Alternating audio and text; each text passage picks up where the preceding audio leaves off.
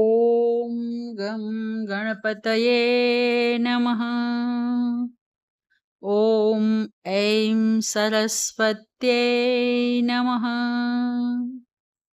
સંસારમાં માનવ જીવોમાં બે મુખ્ય ધારાઓ ચાલી રહી છે, જેમાં એક દૈવી ધારા અને બીજી આસુરી ધારા છે, જેને અહીં ગીતામાં ભગવાન દૈવી સંપત્તિ અને આસુરી સંપત્તિ કહે છે.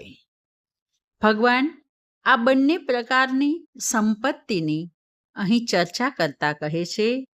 શ્રી ભગવાન ઉવાચ અભયમ સત્વ સંશુદ્ધિર જ્ઞાન યોગ વ્યવસ્થિતિ દાનમ દમશ્ચ યજ્ઞશ્ચ સ્વાધ્યાયસ્તપ આર્જવમ.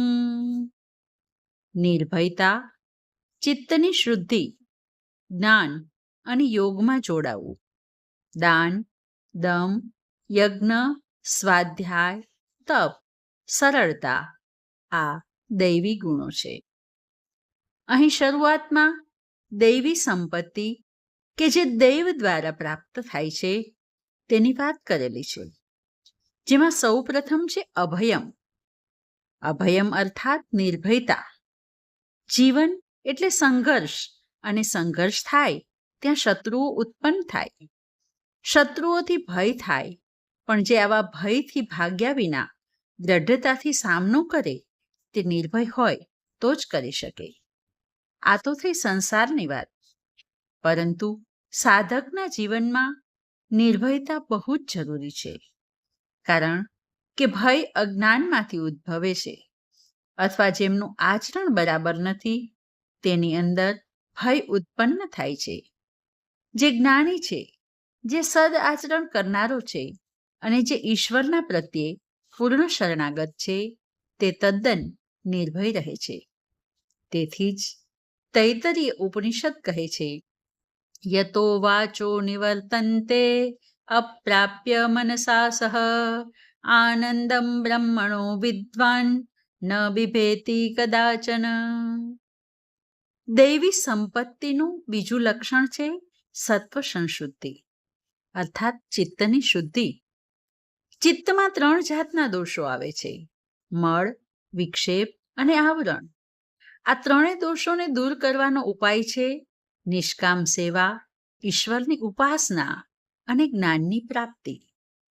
દૈવી સંપત્તિનું ત્રીજું લક્ષણ છે જ્ઞાન યોગ વ્યવસ્થિતિ, અર્થાત જ્ઞાનને માટે યોગમાં સ્થિત થવું.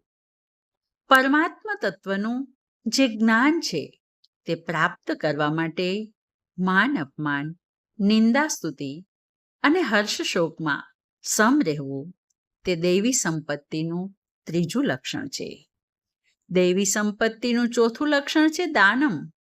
પોતાના અધિકારની વસ્તુ કોઈ યોગ્ય પાત્રને આપી દેવી તે દાન છે. દાન 3 પ્રકારે કરવામાં આવે છે: શ્રદ્ધાપૂર્વક, કર્તવ્યપૂર્વક અને દયાપૂર્વક. સાધુ સંન્યાસીને અપાતું દાન શ્રદ્ધાપૂર્વકનું છે. વડીલો, અતિથિઓ, કાર્યકર્તાઓને આપવામાં આવતું દાન કર્તવ્યપૂર્વકનું છે. અને લાચાર, અનાથ, ભિક્ષુકોને આપવામાં આવતું દાન એ દયાપૂર્વકનું છે. દૈવી સંપત્તિનું 5મું લક્ષણ છે દમ.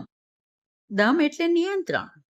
ઇન્દ્રિયોના ઘોડા બેફામ રીતે દોડે તો તે મહા અનર્થ કરી નાખે છે. તેથી તેમની પર નિયંત્રણ રાખવું તે દમ છે. દૈવી સંપત્તિનું 6થું લક્ષણ છે યજ્ઞ. યજ્ઞનો અર્થ છે આહુતિ આપવી. આપણે ત્યાં દેવયજ્ઞ, પિતૃયજ્ઞ જેવા અનેક યજ્ઞો શાસ્ત્રોમાં દર્શાવેલા છે. પરંતુ સરળ શબ્દોમાં એમ કહી શકાય કે બીજાના હિત માટે ઈશ્વર પ્રીત્યર્થે જે કંઈ કર્મ કરીએ તે યજ્ઞ છે. 7મું લક્ષણ છે સ્વાધ્યાય.